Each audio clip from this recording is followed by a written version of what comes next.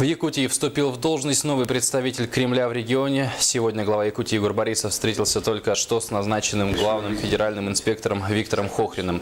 Егор Афанасьевич и Виктор Николаевич обсудили рабочие моменты, наиболее важные вопросы сотрудничества местной власти с федеральным центром и обозначили вектор дальнейшей работы. Также с рабочим визитом вместе с Виктором Хохриным в республику прибыл заместитель полномочного представителя президента России на Дальнем Востоке Николай Попов. В рамках визита прошла встреча с главой республики и представителями силовых структур. Также рабочая группа посетила медицинскую клинику СВФУ. Гости отметили высокую техническую оснащенность клиники. Далее Виктор Хохрин осмотрел спортивные объекты.